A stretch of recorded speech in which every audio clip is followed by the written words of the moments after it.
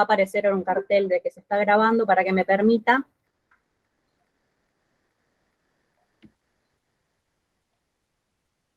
Sí, ya está. ¿Listo? Bueno, vamos a las palabras formales. Sean todos muy bienvenidos.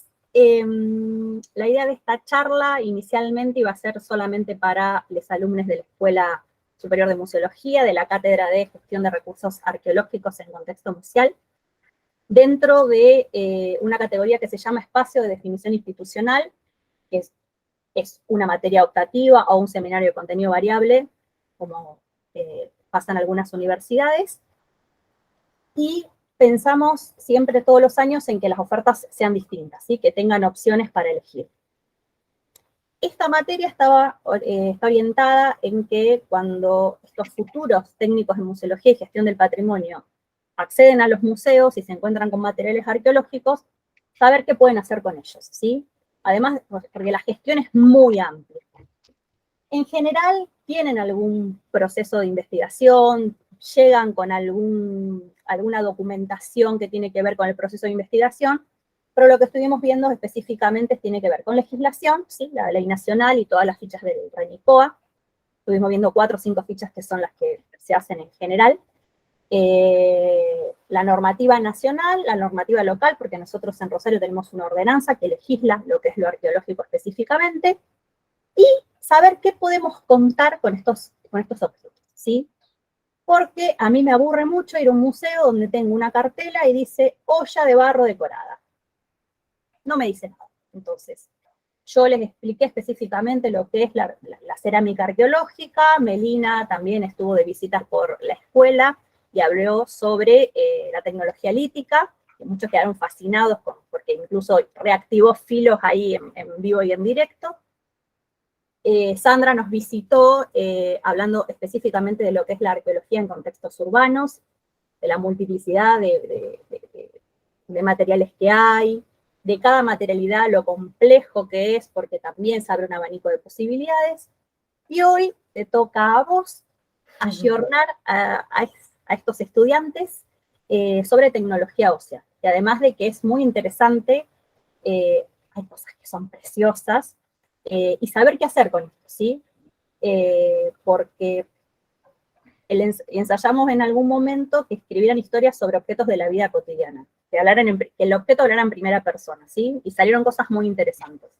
Para el trabajito final tienen que hablar sobre algún objeto de los que les subí arqueológico, pero también contando una historia, para darle vida a estos objetos que estuvieron activos en un momento en el pasado y hoy están estáticos. Pero también conocer un poco de las materialidades para saber qué información se saca de ahí, ¿sí? Y qué es lo que pueden contar. Así que bueno, ella es Natacha Buch, la doctora Buch, que es investigadora de CONICET y se dedica específicamente al análisis de lo que es la tecnología. Así que lo dejo en tus manos, Nati. Gracias. Bueno, gracias, Bren. Hola, chicas, a todas. Bueno, Brenda ya hizo una introducción bastante clara de lo que hago. Me parece que está buenísima la mirada esta que ella está proponiéndoles a ustedes como futuros museólogos. Así que, bueno, yo pensé en integrar la tecnología ósea también con los huesos en el sentido más general, porque, bueno, estas son las cosas que van a encontrar ustedes, que les van a aparecer probablemente en cajas, ¿no? Algo que pasa generalmente es que aparecen como separados. Por un lado los huesos, que son los restos de la fauna, o pueden ser los restos humanos. Esos en general se identifican rápido y van por otro carril.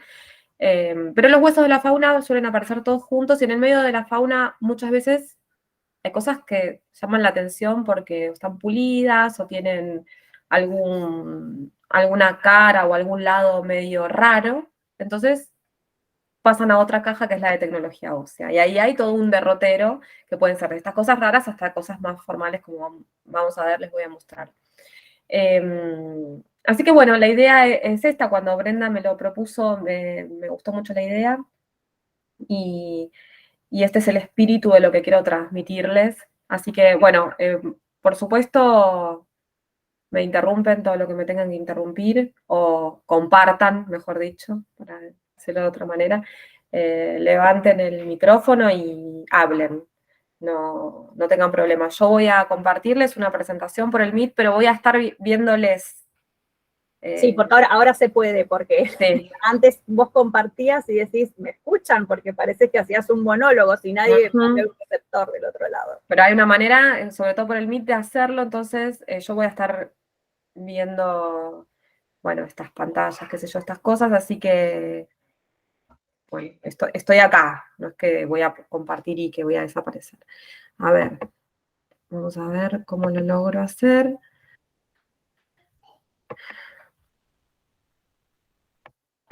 Esto sí, igual te lo mandé, Bren, pero lo importante es que, esperen un segundo, porque estoy escuchando que faltan los chupetes, y esto puede ser un problema muy grave. Esperen, un segundo.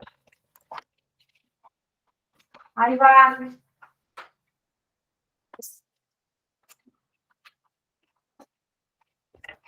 Estas cosas son también las que suelen pasar cuando uno hace estas cosas. Sí. Parte de la cotidianeidad. Sí.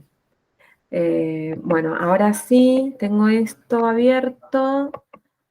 Parece que no me deja presentar. Vas a tener que hacerlo vos, Bren. O Sandra, no sé quién es. No, te tiene que dar el permiso para que compartas. Ah, dame permiso entonces. Mejor, porque tengo un videito en un lugar que mejor si lo tengo acá.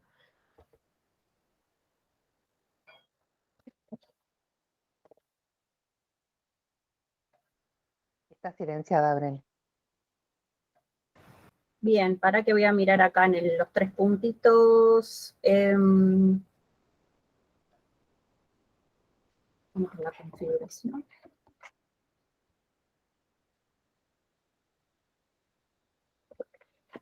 A ver.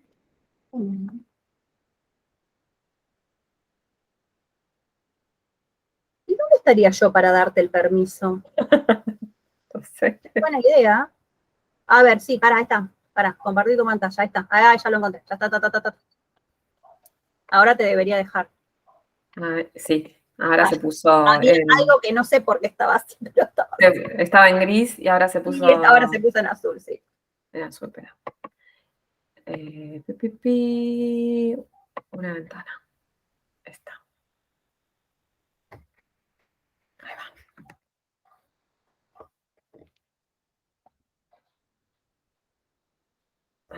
Ahí lo ven. Perfecto. Bueno, entonces este es el título que pensé, ¿no? ¿De qué hablamos y cómo? ¿De qué y cómo hablamos cuando hablamos de huesos de animales?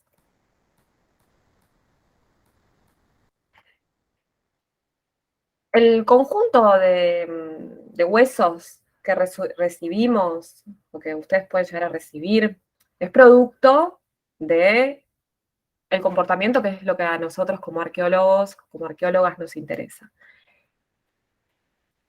Y antes de llegar a la caja o a sus manos, digamos, uno siempre tiene que pensar que hubo varios procesos que fueron filtrando y condicionando lo que ustedes van a recuperar. O sea, el conjunto que ustedes tienen es parte del conjunto efectivamente cazado, pescado o recolectado, porque ahí tienen, por ejemplo, una imagen de astas. Las astas, ustedes no sé si saben, pero si no les cuento que los ciervos las desmogan, los cérvidos las desmogan naturalmente, o sea, se les caen de manera natural. Como es un material muy importante en términos materiales, es un material que muchas veces es recuperado. Tanto las astas como hay un montón de materiales que pueden ser recuperados del ambiente. Podemos hablar lo mismo de los huesos de ballena o de los cuernos, de hablar del marfil. Bueno, son una serie de elementos óseos que pueden ser recuperados a partir de sus propiedades, teniendo en cuenta sus propiedades materiales.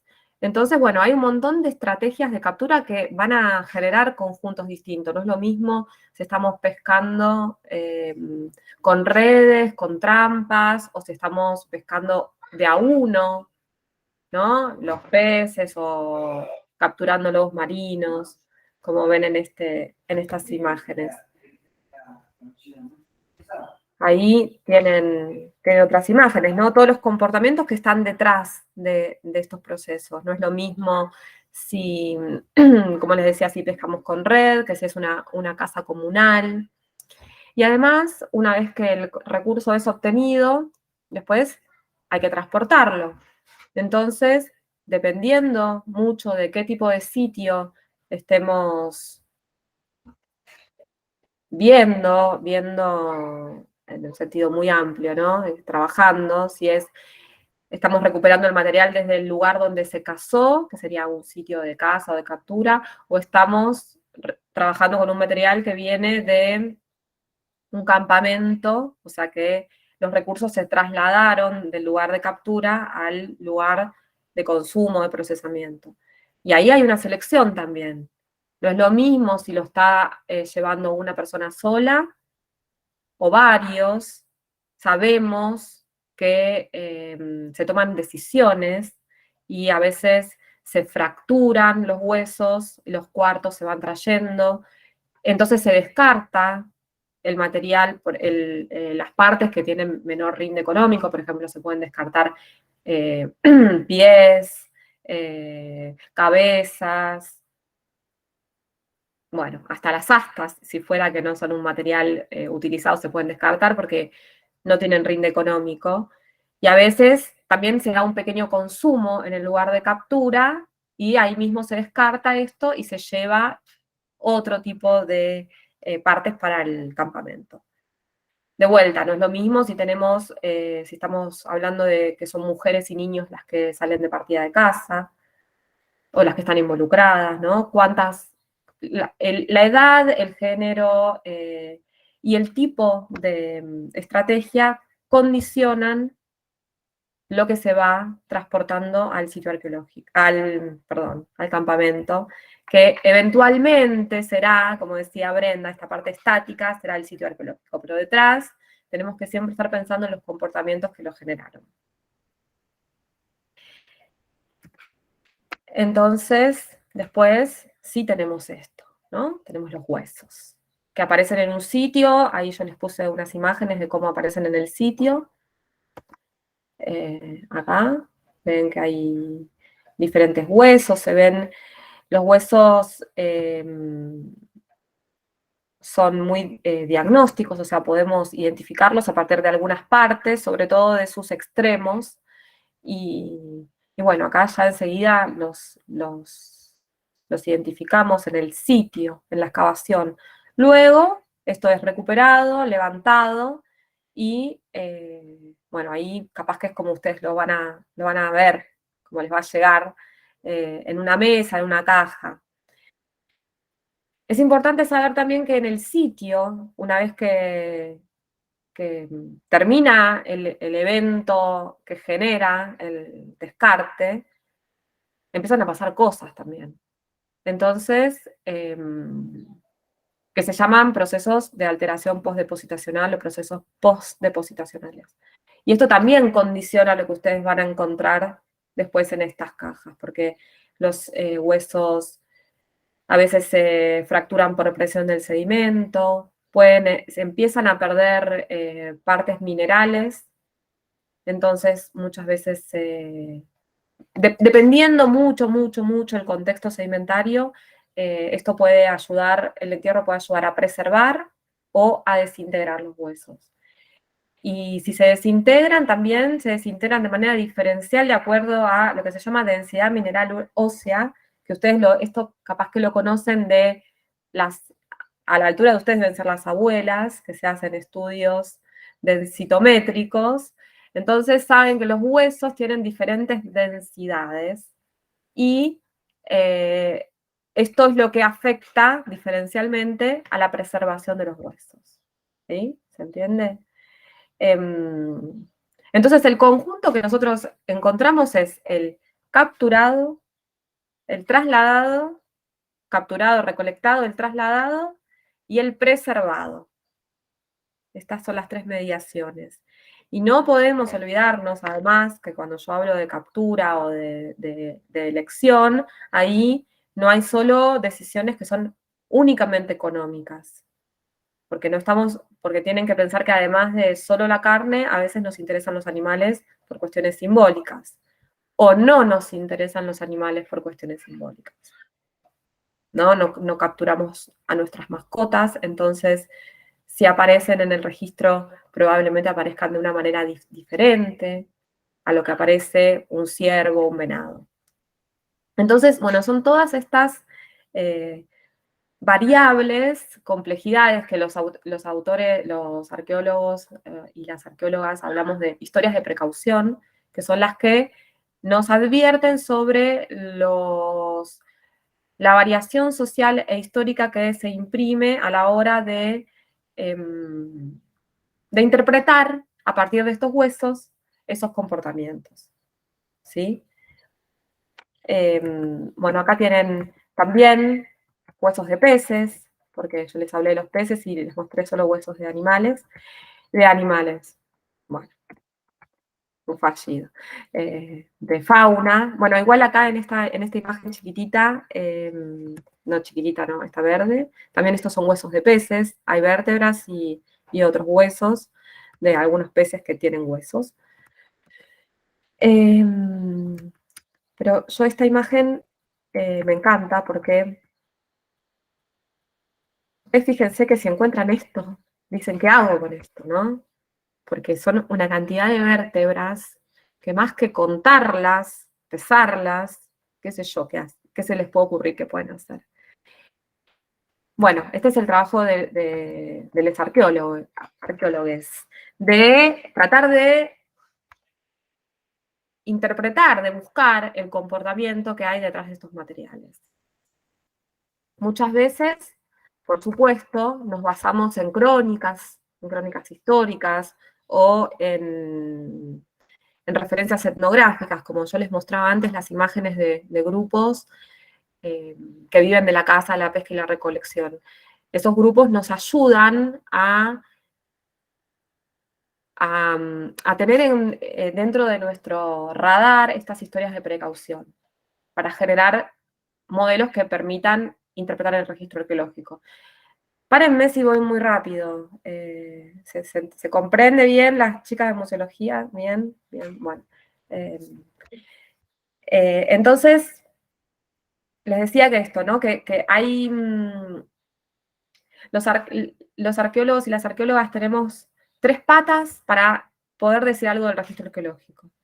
A partir de las crónicas históricas o de las referencias etnográficas, generamos hipótesis de trabajo que luego van a ser testeadas o evaluadas a partir de marcos de referencia que tienen un anclaje en estos comportamientos modernos,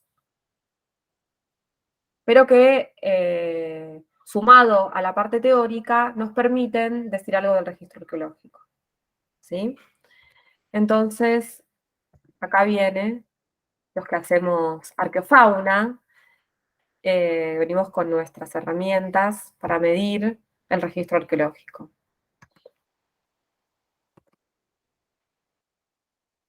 Una de las cosas que vamos a hacer con estos huesos es poder identificar las especies. Yo les decía que estas partes, las extremidades, que se llaman epífisis, son las partes más diagnósticas de los huesos. Si ustedes prestan atención, en el sector medio, que se llama diáfisis, si ustedes se imaginan, así como con anteojeras, y no ven los extremos, son todas iguales, ¿no? Cambian de tamaño, pero bueno, cambia de tamaño un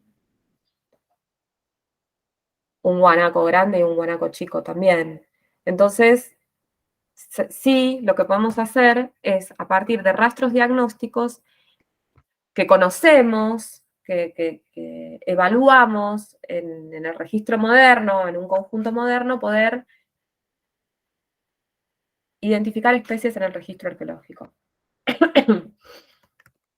¿Para qué te Ve, dirá? ¿Para qué te dale. dirá esto? ¿Se acuerdan cuando vino Melina que contó la historia de la carnicería que fue a buscar, bueno, la pata para hacer los instrumentos que son óseos para reactivar filos y esos en los materiales líticos y ayudar a la confección de los materiales líticos? Bueno, también muchos arqueólogos buscan bichos vivos, ¿sí? Actuales de referencia para armar colecciones.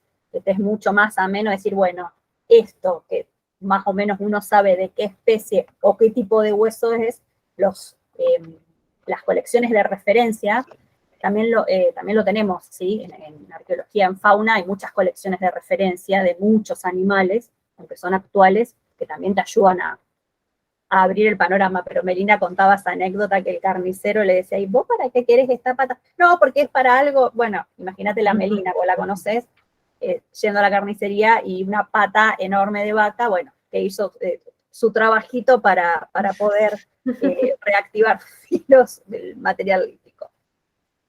Claro, bueno, sí, eso. Pasa mucho que además, para lo que es instrumentos, si yo casualmente pongo acá este hueso, que es un metapodio, que es el hueso de la pata, es un hueso muy buscado por las poblaciones para hacer instrumentos, también por una serie de características que después vamos a ver, pero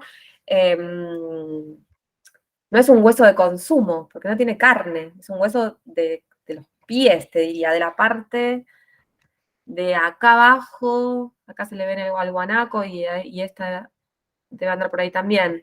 Entonces es un hueso que no tiene carne. Entonces en las carnicerías a veces no llegan. Bueno, es parte de este proceso de descartar ciertos elementos que no tienen rinde económico en un momento previo. Ahora, ¿qué pasa cuando la sociedad usa tecnología ósea? Porque entonces estos huesos que tienen bajo rinde económico tendrían rinde, serían importantes para hacer artefactos. Entonces ahí todo se empieza a complejizar, porque empiezan a aparecer estos huesos enteros, sin fractura, que son como capturados en momentos previos para como estoquearse de materia prima para hacer artefactos. ¿Sí? Bueno, volviendo a los metapodios, y estos son, fíjense que si no tuvieran las imágenes de arriba, que son son las especies, podríamos empezar a encontrar similitudes y diferencias. Yo me olvidé de sacarlas, así que acá están. Pero bueno, justamente es un mismo hueso de 3 especies diferentes y fíjense que podemos ver diferencias, ¿no? La hemidiáfisis, el guanaco tiene como una hemidiáfisis que acá se parte al medio, en cambio el ciervo y el venado la tienen completa.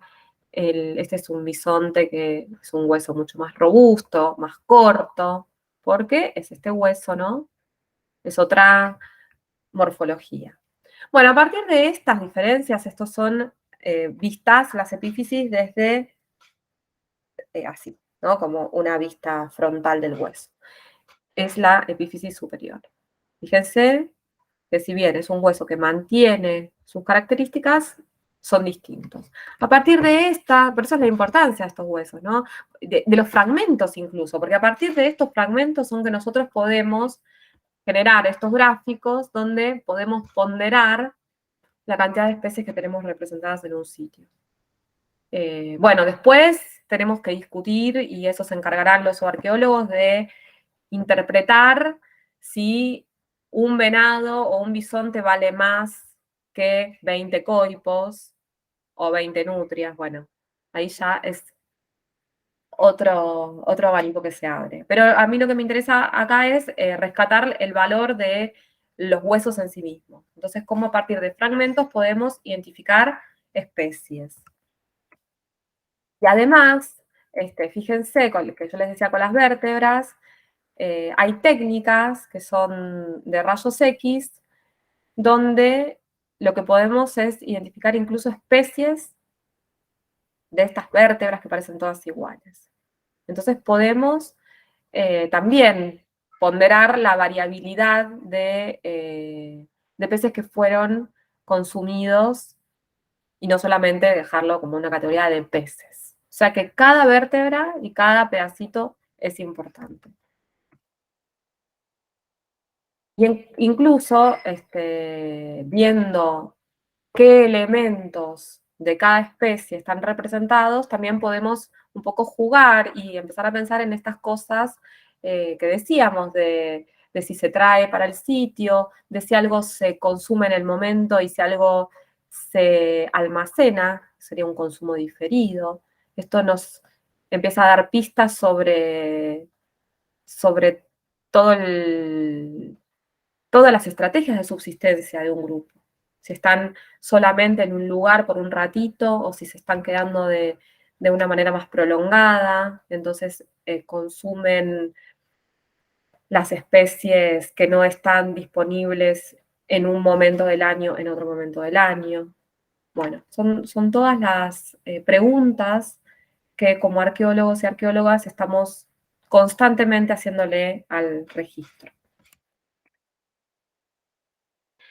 Otra cosa que buscamos de estos huesos es ver los negativos de impacto, que esto nos va a indicar esto que decía Brenda antes, si se rompen los huesos para hacer algo, que puede ser desde buscar hacer un artefacto hasta romper los huesos para extraer la parte de adentro de los huesos, que es la médula, que es algo hipercalórico y lleno de nutrientes que nosotros no comemos más que ¿cómo es? En el puchero, con los huesos de caracú, pero que otras sociedades aprovechan un montón.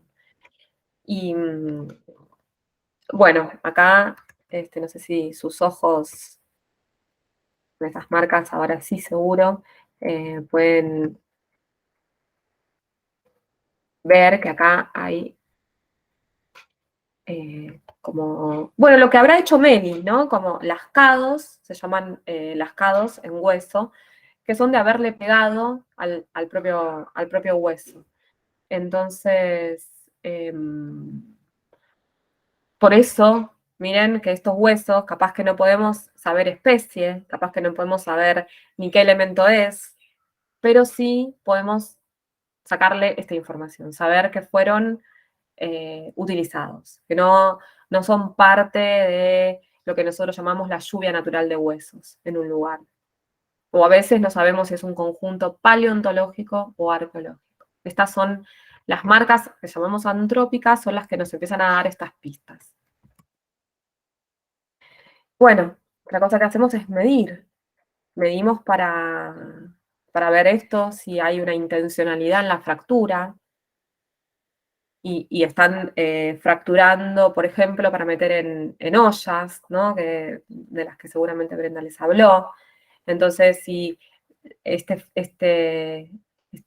longitudes de los huesos entran en esas ollas o no, bueno, son las preguntas que hacemos continuamente.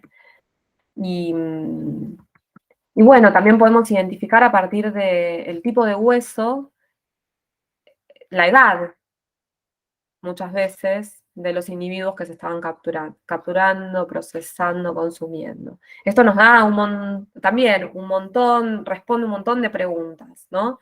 Porque podemos desde pensar, no sé, si hubo un conjunto que murió naturalmente, porque tenemos representadas todas las edades, y entonces lo aprovecharon, o están solamente seleccionando determinada edad de los individuos, o están seleccionando, por ejemplo, solo los machos y preservando las hembras. Bueno, esto no es edad, es género, pero digamos, son todas las cosas que se pueden saber, ¿no? Podemos saber si se están preservando hembras para, por ejemplo, seguir reproduciendo, tendríamos ahí un pequeño manejo de un rebaño, y podemos estar pensando ya no en cazadores-recolectores como pensábamos al principio, y ya empezar a pensar en algún tipo de manejo, como de pastores. Bueno, no quiero, es como que me voy un montón porque cada cosa que digo abre temas, pero yo lo que, como les dije al principio, quería como que tengan en perspectiva de toda la información que estos huesos nos pueden dar, ¿no? Ahí ven cómo es el tamaño de los huesos lo que nos indica edades y también las características de sus epífisis. Los individuos, los huesos se terminan de formar cuando son adultos. Entonces, cuando están adultos están bien soldados estas partes y cuando no están soldadas podemos saber que son individuos más jóvenes. Dale. Consulta. Esto de saber la edad es si tenés el hueso, digamos, completo, no como lo habíamos visto anteriormente que estaba fracturado. No, mientras tengas la parte que sea diagnóstica, vos lo podés saber. Si vos tenés epífisis, por ejemplo, solamente, mira como estas, acá abajo, esto podés saber si, bueno, estos son si son adultos o son jóvenes. Porque si fueran jóvenes, tendrías otras características del tejido de la epífisis. En este caso, estas no se sueldan, no tienen esa como tapita, le decimos nosotros. Pero sí es cierto que en esto que les decía de la preservación, hay un tema, porque los individuos jóvenes se preservan menos que los individuos adultos en el registro arqueológico.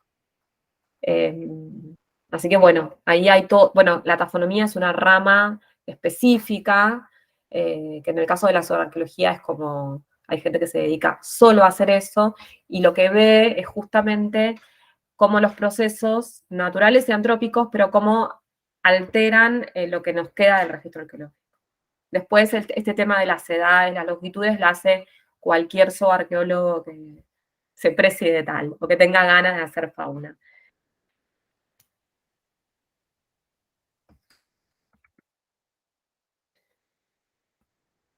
Bueno, otra cosa que nos puede dar pistas, además de los huesos, son los dientes. Que ustedes saben que los dientes de leche o deciduos no son los mismos que los dientes definitivos, entonces ahí también podemos tener una pista de edad. Y bueno, las huellas de corte, ¿no? Que las encontramos también en el registro faunístico, que de vuelta nos dicen directamente que ahí estuvieron hombres o mujeres trabajando o aprovechando los restos de fauna, y en ocasiones es el único indicador que tenemos de la actividad antrópica. O el primero, que después podemos hacer todos los otros análisis, pero el primero que tenemos muchas veces es la huella de corte. Que se ven así, ¿no? Como muy claras, se ven a ojo desnudo. A veces también podemos mirarlas en una lupa o tener otras herramientas, pero es algo que raramente se escape, porque cuando están así son súper evidentes.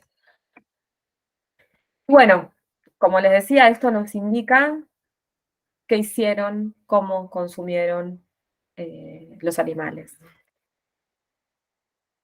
Si los cortaron, si los rompieron para extraer la médula, y está ese tipo de estrategia.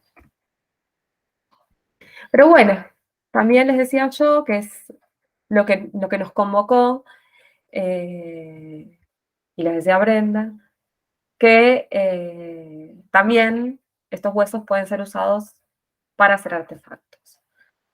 O sea que muchas veces pasan por toda la cadena de consumo y luego son seleccionados, son usados para hacer artefactos, y otras veces los separan antes, porque los quieren enteros, ¿no? Por ejemplo, esto pasa con las espinas de peces. Si alguna vez escucharon a los pescadores, dicen que las chuzas las cortan, las rompen de movida para que no se les clave al pescador y los lastime. Entonces, en los sitios arqueológicos, cuando aparece una espina de pez enterita, ya sospechamos y las separamos, porque es muy raro que aparezcan enteras. Y en general, claro, fueron usadas como instrumentos. Entonces, bueno, acá está un poco la secuencia y complejidad de todo el aprovechamiento intensivo de los huesos. Que aparecen, ay, yo estoy con el cursor, que aparecen después de ser, ¿no? Aprovechados, pueden aparecer tanto como fragmentos del descarte de la manufactura o como, efectivamente, como artefactos, ¿no? Ya transformados. Ahora vamos a ver que hay cosas más obvias, pero bueno, también esto nos alerta que todo resto es importante y si tenemos dudas, yo siempre digo, si tenemos dudas, más vale pasarlo al lado de la tecnología. Pasarlo de este lado y que no se pierda, que no vaya a una bolsa donde después no sabemos más, no lo podemos encontrar nunca más. Más vale dejarlo de este lado y después descartarlo con el tiempo. Bueno, como ven acá en esta imagen, de todos los huesos que antes mencionamos y que aparecen representados en el registro de arqueofauna, no son todos los que se usan para hacer artefactos. Los huesos que se usan para hacer artefactos tienen en general ciertas propiedades. Como les decía, el asta es un material increíble porque en este proceso que se cae, también se vuelve a hacer, ¿no? Entonces, se cae una vez por año y después está 9 meses regenerándose. Esto le da propiedades muy especiales al asta. Y que es ser un material que se deforma mucho antes de fracturarse. Entonces, en general, donde hay asta, está usada. Poco, mucho, a veces solo para transformar artefactos, como decía Brenda el otro día que Meli fue a buscar y habrá llevado algún retocador. Es muy común hacer retocadores en asta, para la parte blanda, para el final del retoque ese que hicieron en las lascas.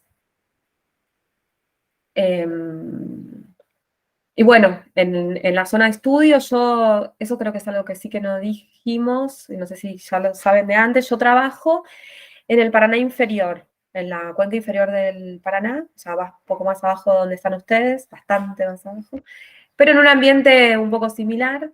Y bueno, tenemos estos bichos dando vuelta por ahí, ciervo y venado, son los dos que tienen astas, y son los dos grandes mamíferos que sus huesos están aprovechados para hacer artefactos. Y ahí tienen otros huesos que son utilizados, el metapodio, como les dije antes, el cúbito, que es, bueno, el cúbito es este, en los animales es el mismo, y además otros huesos largos, varios. Hay un tema, que yo no armé una diapo de esta, pero que es un tema muy interesante, que hoy en día se puede hacer identificación a partir de otros métodos, porque ustedes capaz que se empiezan a preguntar, bueno, si el artefacto está súper transformado, ¿cómo sabemos esto de las especies que me decías antes, ¿no? Como preguntaba antes Renata, ¿solo lo puedo hacer con el hueso entero? Y la verdad que cuando no lo tenés bastante entero es muy difícil.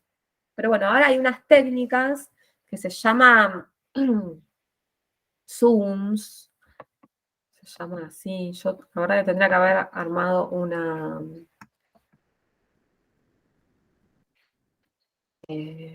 diapo de esto. Pero bueno, para la próxima. Que se hace es un análisis de proteínas que permite identificar especies. Y la permite identificar al nivel de que, no sé, en Canadá se identifica ballena azul, de ballena no sé cuánto, de ballena no sé cuánto. O sea, se permite identificar, pero perfectamente. ¿Qué pasa acá? Lo que pasa acá es que no hay una base de referencia actual con las especies locales. Entonces, ahora van a presentar en el Congreso de Zooarqueología un trabajo de Tierra del Fuego donde identifican ballena. Pero bueno, porque identifican ballena porque existe en el mundo toda una biblioteca de estas proteínas para identificar ballenas, pero no para identificar coipo, cavia. Interesante de cualquier manera porque, por ejemplo, en muchos de estos estudios, lo que se está identificando mucho es humano. Se está identificando un montón de humano que no lo podíamos estar viendo en los artefactos transformados. Así que, bueno, pero la verdad es que mandar a analizar no es caro, es un estudio que valía por lo menos $20, que no es caro, si bien ahora nosotros todo caro, pero no es algo que es descomunal. Y lo más interesante de todo es que se puede hacer se llama el método de la bolsa de plástico.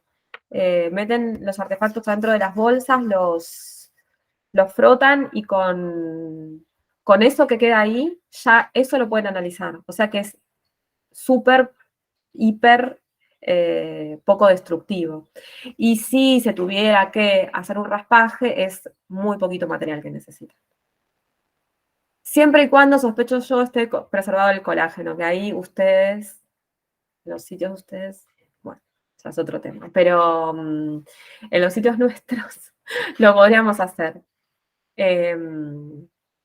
Bueno, esto para identificar hueso, especies en artefactos, y como les decía, también se usan las espinas de los peces. Los peces que tienen espinas, o sea, que tienen esqueleto, veían que había vértebras, que había algunos huesos del cráneo. También tienen unas espinas, que depende de la especie, es más o menos de este tamaño. Este tamaño serán unos 7 centímetros. Son usadas como artefactos. Ah, me fui. Ahí está. Acá estoy. Bueno, esta es la... Ay, ay, no, no, no. No te vayas. Quería volver al mito.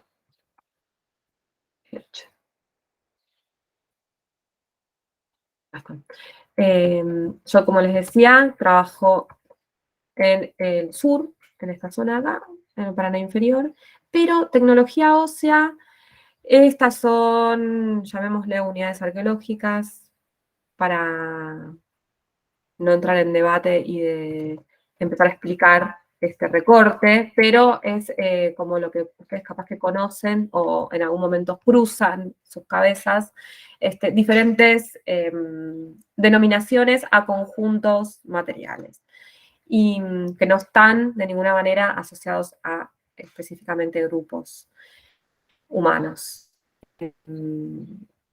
Pero bueno, lo que yo les quería mostrar es que en todas estas zonas es donde se recupera tecnología ósea de manera bastante importante. ¿Sí? En Argentina hay pocos lugares donde haya tecnología ósea bastante importante. Uno es la zona de Tierra del Fuego y otro es la cuenca del Paraná y el Uruguay. Y también en Sierras Centrales, en Córdoba, hay bastante tecnología ósea, pero ahí también hay bastantes herramientas líticas. Entonces es como bueno, en Tierra del Fuego también. Acá hay un poco menos, sobre todo en la parte inferior. O sea que, sobre todo en la parte inferior, la tecnología ósea es muy variada, porque tenemos como de todo. Acá les muestro un poco lo que hay. Arpones, puntas, que pueden llegar a ser de lanza, son puntas que están ahuecadas desde la base. Puntas de proyectil típicas, con pedúnculo y aletas. Otro tipo de puntas, estos son los cúbitos, ¿se acuerdan que antes les mostré una foto del hueso? Estas las llamamos bipuntas, pero perfectamente podrían ser puntas de proyectil y también otras cosas, pero como para que ustedes se lo pongan en la cabeza. Punzones, que estos son los metapodios. Agujitas, estas son las espinas de peces que están completamente modificadas, no sé si lo pueden ver acá en este sector, y estos son ganchos de propulsor, que se ponen en el sistema de propulsión y lo que hace es como alargar la palanca para lanzar, ¿no? una punta. Mientras les iba mostrando lo otro, pensaba que, por ejemplo, esta punta está utilizado el metapodio desde el lado superior, ¿no? Entonces, si yo anatómicamente tuviera que poner esto en algún lado, por el hueso, yo lo tendría que poner al revés de cómo está. Pero por su función, como es un artefacto, lo pongo de esta manera, porque el extremo activo convencionalmente se pone hacia arriba. Y la parte cercana al operador o operadora se pone hacia abajo. Bueno, ¿cómo? ¿Qué es lo que hacemos con estos huesos nosotros? Lo primero que hacemos es tratar de comprender la secuencia de manufactura que tienen estos artefactos. Entonces, ay, perdí el MIT otra vez. Entonces, bueno, una de las maneras que tenemos como estrategia para comprender cómo llegaron a hacer ese artefacto es hacer experimentación. Y bueno, justamente también estos son unos huesos que hice con Melina en su momento, y ese es Fernando Santiago, no, Santiago, el que era alumno, bueno, no sé ya dónde anda Santi, de ustedes. Santiago de Luca. Santiago de Luca. Este es Santiago. Esto lo hicimos con Santi y Melina en su momento, justamente combinando el trabajo de la piedra, ¿no? Que usábamos las piedras para romper los huesos, para fracturarlos, y después lo que bueno, yo veía era cómo era la secuencia de producción. Fíjense, bueno, cómo quedan, ¿no? Los descartes. Esto nos permite comprender cómo van quedando los descartes. Acá ya podemos empezar a confundir un hueso descartado por tecnología de un hueso descartado para fracturarlo, para extraer la médula, por ejemplo. Esta confusión no tiene arreglo, porque no, hasta ahora a nadie se le ocurrió de qué manera, o sea, cuando vos rompes el hueso, lo estás rompiendo con una piedra y no sabemos para qué lo estás queriendo romper. Bueno, después de fracturarlo, también una posibilidad en vez de fracturar es aserrar, ¿no? Este también es Santi, creo. Y esta, no sé si no es Melina. La de acá abajo es Melina, esas manitos son de Meli. Sí, ¿viste? Me atrevía a decir que esos dedos eran de Melina. Bueno, hay diferentes maneras de cortar los huesos, se pueden cortar con lítico, como hicimos en... Yo me quedo con el cursor en el MIT y no sale. Como hicimos acá, que se está usando piedra, ¿no? Lascas, como las que el otro día vieron en la otra clase, pero también se pueden usar valvas, porque hay sitios hay lugares, contextos como los nuestros, donde hay valvas naturalmente disponibles, y la valva es, si ustedes algún día van a excavar, van a ver que se pueden cortar naturalmente con una valva, o tienen ganas de probar cuando vayan por ahí a orillas del río y las van a encontrar ahí. Bueno, se pueden cortar, o sea que esto corta mucho. Si bien se desgrana, pero bueno, es un material que al estar tan disponible seguro que fue usado. Y bueno, lo que hacemos luego es comparar, ¿no? Comparar las huellas que nos quedan, por ejemplo, del aserrado, que reprodujimos experimentalmente, con lo que encontramos en el registro arqueológico. Problemas hay un montón, porque como hablábamos antes, hay todo lo que son los procesos postdepositacionales. Hay algo que se llama equifinalidad, que hay diferentes comportamientos que pueden generar un mismo patrón, una misma huella. Y también, bueno, está mucho en cómo nosotros hacemos nuestra muestra experimental, pero ahí ya va a estar muy orientado según nuestra pregunta. Por ejemplo, yo en un momento quise reproducir huellas de uso y no me importó cómo hacía los artefactos. Entonces los artefactos los hice de cualquier manera. Los hice con un taladro comercial, elige con lija, industrial. No me importó reproducir las técnicas de manufactura. Ahora, si ese sería nuestro objetivo, bueno, tenemos que respetar o tratar de pensar cuáles serían las opciones que tendríamos disponibles para reproducir estos artefactos. Acá pueden ver cómo se rebajaron algunos dientes de estas espinas de peces, que no es algo, después vimos que esto no era algo muy común en el registro arqueológico, porque estas espinas se usan de manera natural, pero si uno quisiera, bueno, ahí ven cómo es el antes y el después, ¿no? Cómo se van rebajando los dientes de las espinas. Y bueno, y después pensar las formas de uso que se pueden pensar, como decía antes, que vale lo mismo para cuando hablamos de procesamiento y consumo, cuando hablamos de uso, ¿no? Tenemos una determinada forma de un artefacto y tratamos de ver en distintas sociedades si esto se usa y para qué se usa. Estas van a ser igual nuestras hipótesis de trabajo, porque nosotros no podemos identificar, ustedes están en una carrera social, así que ya saben las particularidades históricas, nosotros no podemos transferir lo que conozcamos hoy por hoy de una sociedad, por más que tengan modos de subsistencia similares, por más que también sean cazadores, recolectores y pescadores y que usen, por ejemplo, los huesos para hacer artefactos, no podemos de ninguna manera inferir que el uso haya sido el mismo. Pero sí puede ser una hipótesis de trabajo para nosotros y entonces desarrollamos nuestros programas experimentales. Acá, como ven, justamente pensando en esto, yo les decía que identificamos estas puntas con sistemas de armas variados, desde los propulsores hasta, ¿qué son estos?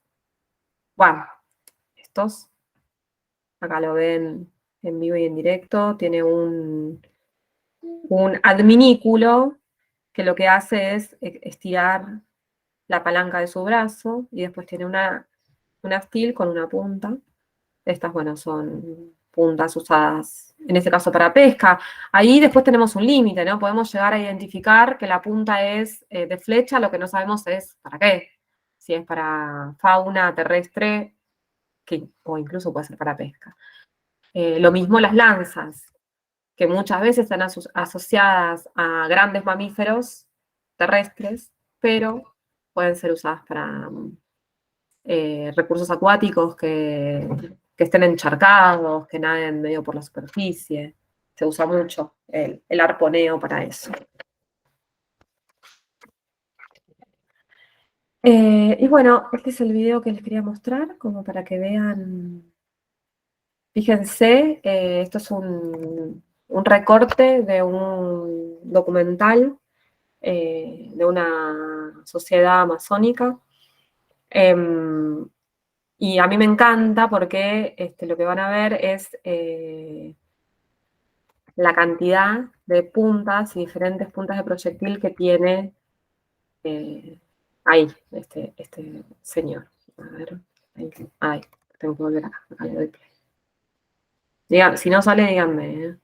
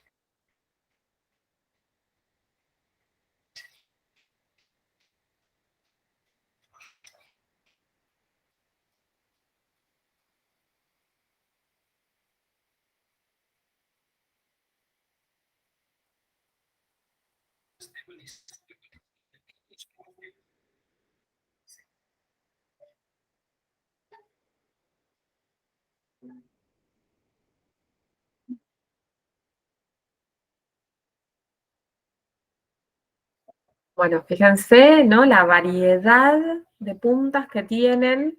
Estas, la mayoría son de madera. Dice que había una que tenía caparazón de tortuga también. Pero bueno, no importa. Seguramente también estaban usando herramientas y puntas de madera, las sociedades que nosotros estudiamos. Pero bueno, esto sí que no se preserva en estos contextos. Así que lo que más tenemos es hueso y seguramente la variedad era mayor y la variedad que vemos está destinada, bueno, no sé, a un montón de cosas. Y también estoy segura que si bien hay algunas que son para un animal y no para otro, en el momento que estás ahí, si tenés una punta, lo cazás con lo que sea. Y no te vas a andar diciendo, no, me pierdo ahora de cazar a este guaraco, a este venado, porque no tengo la punta que... Más bien que seguramente cuando salían en partidas de caza salían con todo con lo que nosotros les llamamos artefactos confiables, ¿no? Que funcionen en el momento que tienen que funcionar. Por eso se seleccionan determinadas materias primas, ¿no? Por eso seleccionan el asta como materia prima, porque saben que es un material que no se va a romper y que va a funcionar cuando salgan y necesitan, lo tienen para usar. Pero, de cualquier manera, si andaban por ahí, es increíble el tembetá. Es genial. Eso es como, no sé qué es, parece madera, parece como un vegetal, sí. Es increíble. Y hay otra parte de este mismo video donde se lo sacan, lo lavan, se lo vuelve a poner desde arriba. Maravilloso. Bueno, eso que dice Sandra, el tembetá, que tienen estas personas ahí, es un adorno labial que nosotros en el registro de la zona inferior tenemos muchos, que me parece que en ay, me pierdo con las pantallas. Ahí va. Cuando yo puse esta imagen, voy muy para atrás, pero acá están.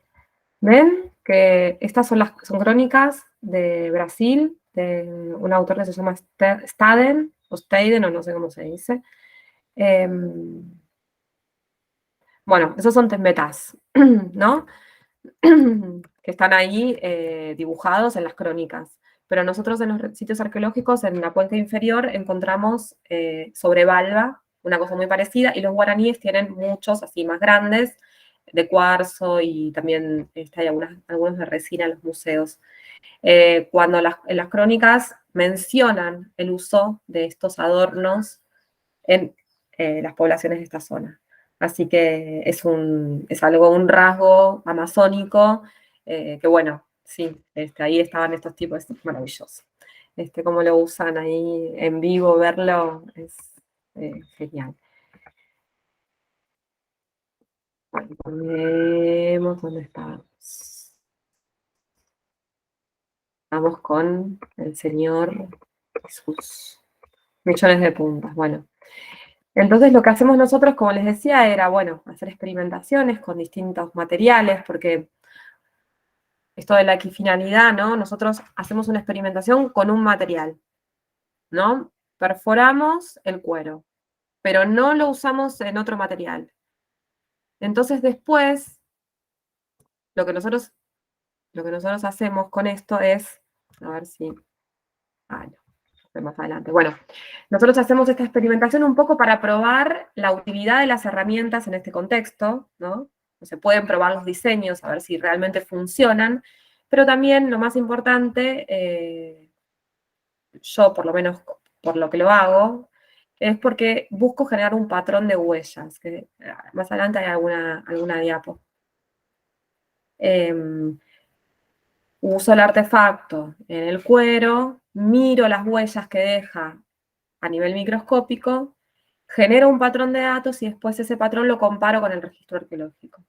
Pero ¿qué pasa? Si yo solo uso el cuero, un punzón para perforar cuero, miro el registro arqueológico y digo, ah, sí, es lo mismo, tengo este problema que hablamos antes de la equifinalidad, de la multiplicidad del comportamiento humano que yo puedo estar haciendo otras actividades. Entonces, ¿qué hago? Bueno, voy a probar cuero, voy a probar vegetales, voy a probar, acá está cerámica porque es otro tipo bueno, pero podría probar cerámica, porque por eso decía antes que las experimentaciones siempre son muy de acuerdo a la pregunta. No hay una experimentación buena o una experimentación mala. Porque, bueno, si yo lo que quiero es aislar las diferencias entre los rasgos microscópicos, entonces tengo que garantizarme tener una misma actividad de una misma manera con distintos materiales, para no meterle presión o variabilidad por otro lado. ¿Se entendió más o menos? Así como lo dije. Así que bueno, lo que hacemos es esto, ¿no? Estas experiencias, también las podemos llamar. Y bueno, y después tenemos otra categoría de artefactos que no son funcionales, que son ornamentos, que nosotros en la cuenca inferior tenemos muchos dientes, que sabemos que son de carnívoros, aunque también hay otras cosas. Cuando uno hace un análisis fino de especies, también aparece, no sé, el lobito de río, o puede llegar a apareció coatí, aparecen otras cosas, pero se está buscando esta forma similar, que bueno, que sabemos que las sociedades amazónicas tienen mucho vínculo con estos carnívoros, y bueno, incluso hay hipótesis y estudios que hablan de como que se ponen estos adornos para cobrar la fuerza de estos animales, ¿no? Es tanto el respeto a estos animales, por eso yo les decía que antes que los animales a veces son seleccionados por valores alimenticios y otras veces por valores que no tenemos en la cabeza desde esta perspectiva tan económica y que sin embargo la tenemos que tener siempre presente. Porque, bueno, esto es muy variable, pero existe. Y cuando se empieza a aparecer en el registro arqueológico, se prenden las alarmas. Nosotros, por ejemplo, en un sitio encontramos en un entierro, como ven acá, los pendientes, algunos son claramente pendientes porque están perforados y encima es de puma, y otros pendientes en la zona como así, del cuello. Algunos no están transformados, que a veces si no lo hubiéramos encontrado en este contexto, pensás que, no sé, qué sé yo, puede ser parte natural del sitio, pero bueno, cuando aparece así en este contexto, ya directamente lo identificás como un pendiente o como un artefacto ornamental, y después lo que mira a nivel microscópico es que sí, algunos de ellos, no me acuerdo si estos o todos, no me acuerdo, pero alguno tiene como un sistema de amarre acá, como que tiene adelgazado la parte de la raíz, y entonces podrían haberse estado atados a un collar, como estos que tenían estos señores, ¿no? Que algunos pueden no estar perforados. Incluso así ser usados o ser parte de algo valorado. Bueno, acá hay una categoría para eso que sería amuleto, ¿no? Que es algo valorado independientemente de si está transformado o no. Y bueno, en este mismo sitio, sí, apareció también, por ejemplo, un cráneo de carpincho, que es un animal que ustedes sabrán, recontra en el área, pero que en los sitios de cazadores recolectores que nosotros estudiamos en la parte inferior, no aparece en el registro arqueológico. Prácticamente no aparece. Y sabemos que estaba, y que cómo puede ser que no aparezca si es un bicho grande que se lo tendrían que haber comido. Bueno, cuando aparece carpincho, aparece así, asociado a situaciones simbólicas. Así que bueno, ahí no podemos decir mucho más, pero bueno, es decir algo, ¿no? Por lo menos pensar que puede haber algún tipo de tabú alimentario y que no están consumiendo estas especies y sí las están, pero sí las están teniendo presentes para otras actividades. Te interrumpo acá. Por favor. En la basurita, en el sitio histórico, perros y gatos, no hay registro porque para nuestra cultura tenemos tabú alimenticio. No nos comemos los perros y los gatos, cuando en otras culturas lo pueden comer. Pero es esto, lo que no aparece o lo que aparece te abre un montón de preguntas. Porque si el bicho es autóctono y no está, si bien desde la arqueología como ciencia es difícil hablar de tabú, porque cómo lo sostenés, ¿no? Desde los datos. Pero seguramente, si lo traemos a las sociedades contemporáneas, creo que los indios son los que no comen vaca. Se mueren, o sea, con nuestro registro arqueológico, incluso nuestro registro de basureros actuales, es una fuente importante de consumo.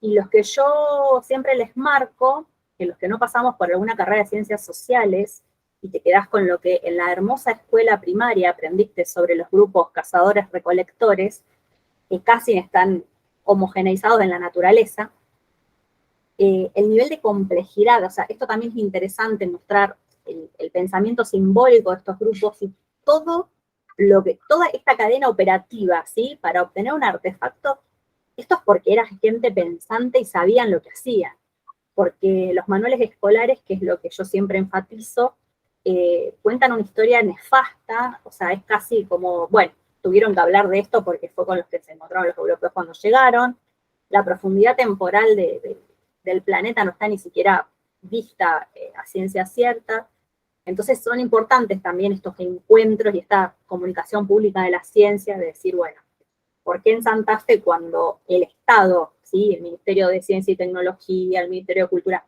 ha pagado investigaciones arqueológicas y que hay un montón de información dando vuelta, porque hay esta desvinculación, ¿no? Con lo que se cuenta desde el Ministerio de Educación, porque los manuales en la parte de prehistoria no convocan a los grupos de arqueólogos para que contemos historias. Obviamente porque deben ser voluntades también políticas de que así sea, porque proyectos de investigación, 1 millón. No en toda el área de la provincia, pero sí en lugares muy sectorizados durante décadas. Entonces, hay información prehistórica como para volcar, y es esto, decir, bueno, si no es el cazador-recolector, no es el nómada que andaba por las praderas así, cazando cuanto bicho se le cruzaba, sino esto, todo esto, pensar para cada animal, esto también te habla de un montón de cuestiones de movilidad, y hay cosas que a mí me pasan con la cerámica de la vasija dúctil, que te puede servir para una cosa, te puede servir para la otra, y eso también te abre un mundo de preguntas, de decir, o de ideas sobre por qué esto es tan dúctil. Y bueno, sí, también en la arqueología histórica, ahí, porque para comprar un plato playo, plato hondo, el platito, todo, vos tenés que tener un poder adquisitivo importante. Si vos tenés cosas más dúctiles, las podés usar para varias cosas. Y eso te da otro tipo de información. Entonces, bueno, te dejo seguir. No, sí, pero bueno, es tal cual esto que dice Brenda, ¿no? Y que es un poco lo que viene a decir Sandra, que no es lo mismo poner solamente ahí carpincho que entender todo esto que está detrás. Para ustedes no es lo mismo. Si yo les cuento acá, como estamos, y les cuento toda esta historia que hay detrás de cada uno de estos pedacitos de hueso que ustedes vieron, como que decís, mirá, todo lo que hay ahí, ¿no? Más allá del laburo, finito, no finito, porque uno puede laburar finito y no llegar a ningún lado porque no tenés una pregunta. Ahora, cuando uno tiene estas preguntas sobre el comportamiento, como esta cosa un poquito más para afuera, bueno, ahí ya cambia, ¿no? Como hay no me voy a meter en el campo de ustedes, pero bueno, hay otro relato, que no es lo mismo que solamente poner piezas con cartelitos que digan lo que son. Y sí, y bueno, lo que decía Brenda, que yo me quedé pensando, me acuerdo que mi director, o el que era mi director, siempre decía, Acosta, decía, como que con lo del tabú, él que trabajó mucho con el tema del tabú de Carpincho, decía, llego a un lugar donde hay solo una oración para decir. Bueno, esto puede haber sido tabú. Y no puedo decir más nada, decía él. Y ahora yo lo pienso, como después de eso se amplió un montón, porque bueno, Brenda hablaba de los perros y empezaron a aparecer perros, y al principio apareció un perro, y después empezamos a identificar en esos dientes que yo les mostraba perro, y al final fue un punto de partida, que es lo que siempre nos pasa a los arqueólogos, o sea, lo que estamos siempre es generando hipótesis. Y bueno, y a veces, como les decía antes, es difícil, pero bueno, lo que tratamos es que la hipótesis sea lo más... involucre las mayores cantidades de variables posibles. Entonces esté bastante fortalecida. Después, si realmente después viene otra cosa y patea todo al tacho, y bueno, nos puede pasar. Porque viene uno que hace este análisis que yo les decía de proteínas y identifica, no sé, de todo. Y yo vengo diciendo que acá hay una estandarización que usan siempre ciervo y venado, porque bueno, es lo que identifico. Todo puede, uno sabe que está abierto a que todo esto suceda, pero lo importante es siempre es eso, tener la mayor cantidad de variables controladas, atento. Y para eso lo único que podemos hacer es leer, porque es de la única manera que podemos tener creatividad, o sea, sabiendo, conociendo. Cuanto más nos informemos sobre las mayores cantidades de cosas posibles, etnografía, crónica, colegas, situaciones que suceden en otra parte del mundo, lo que sea. Informándonos es la mejor manera que podemos estar preparados para tener hipótesis más creativas y poder estar atentos y atentas a esto. Así que bueno, casi que con eso podríamos terminar, pero me queda todavía un poquito más que creo que quería llegar a cómo los arqueólogos, ¿no? Con todo esto que les decía antes, podemos realmente saber para qué se usaron los artefactos. Y yo les decía que, bueno, que ahí hicimos una experimentación, fíjense, en un balde de plástico, una cosa espantosa, de lo poco natural, pero bueno, nosotros no estábamos probando la eficacia, el peso de la punta. Yo quería generar rastros de uso. Esto es lo mismo, generamos experiencias súper artificiales, pero no queríamos perder las puntas. Si uno vas a hacer una caza de verdad, bueno, aparte de tu expertise en cazar y el tema que te puede llegar a pasar con andar cazando bichos, el bicho se mueve, qué sé yo, puedes perder la punta, bueno, un montón de cosas. Y además que con un impacto es muy raro que te quede un rastro de uso. Entonces yo necesitaba sumar rastros. Pero tengo que tener en cuenta, por ejemplo, que yo compré un pedazo de costillar en la carnicería que no tiene cuero, que no tiene pelos, que no tiene la elasticidad que tiene un tejido vivo, que no se mueve, bueno, ¿no? Entonces, siempre evaluando estas cosas. Y, como les dije, les decía antes, eso era lo que yo les quería mostrar, cómo se generan estos rastros de uso.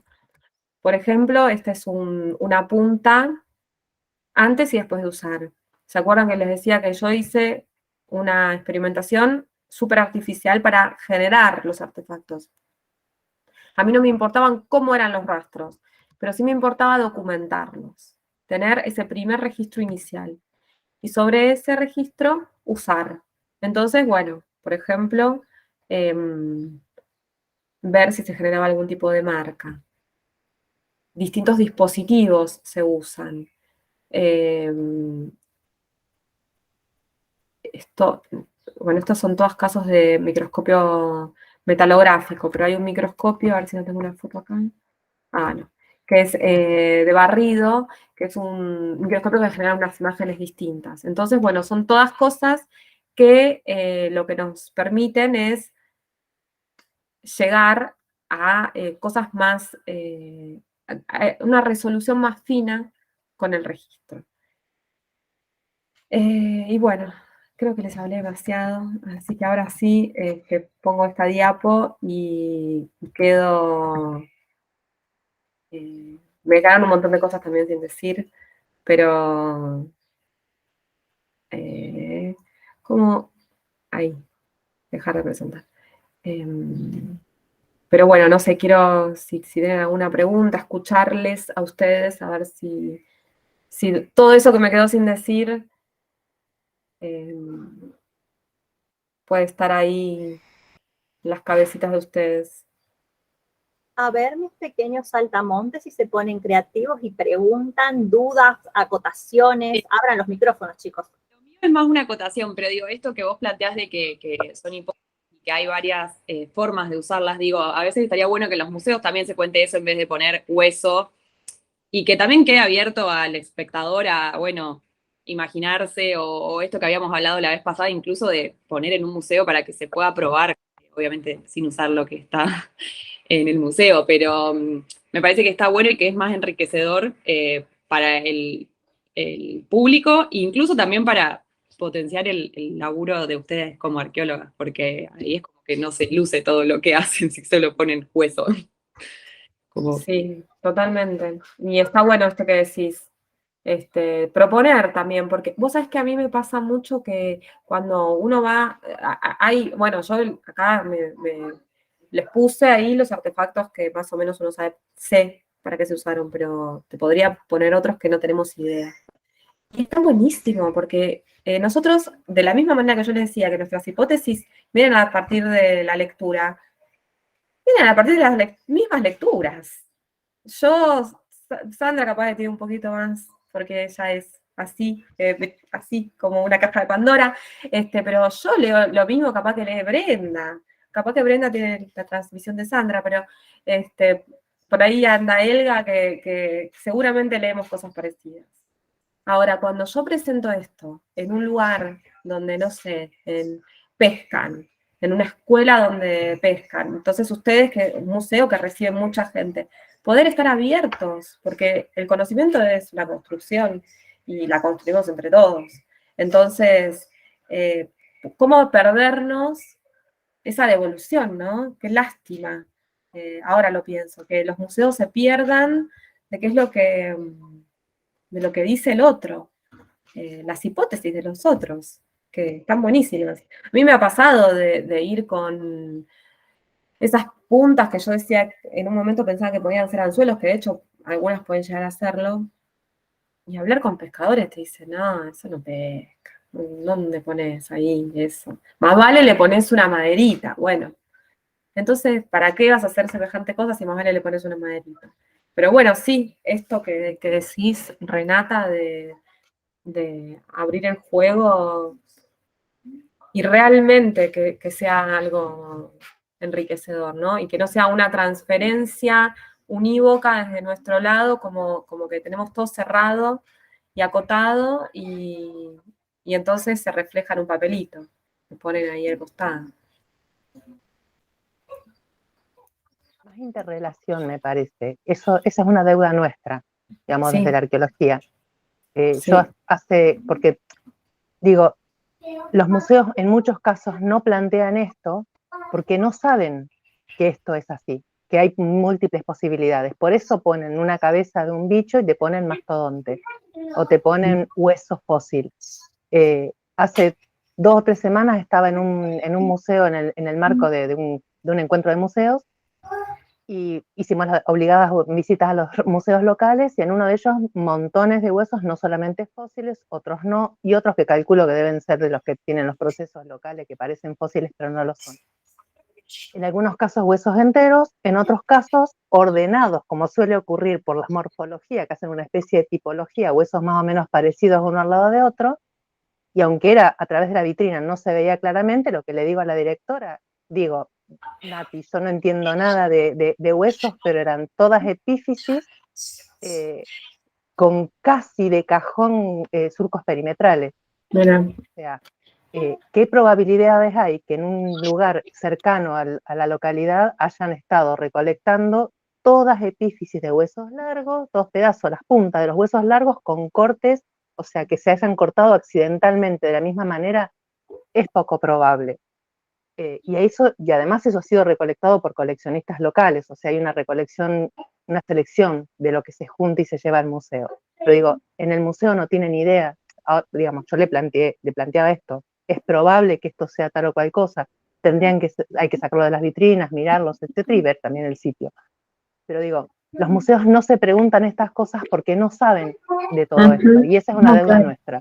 Sí, sí, totalmente, no saben, es cierto. Sí, tal cual, esto que vos decís. Y de hecho, cuando nos acercamos nosotros, cambia un montón la cosa. Por eso ahí somos nosotros, ¿no? Nosotros, los que tenemos que estar ahí. Hace poco también, a mí me llamaron del Museo Sarmiento para... Habían unas puntas que no sé, habían llegado a Sarmiento, no sé, sabía a través de qué, pero venían del Histórico Nacional, se las habían donado a ellos. Y claro, viste, algunos le decían punta de lanza, y yo les empecé a decir, mínimamente podemos como establecer una línea de trabajo que sea, raro que estas puntas sean todas exactamente iguales, independientemente del material. Esto no sucede en la sociedad.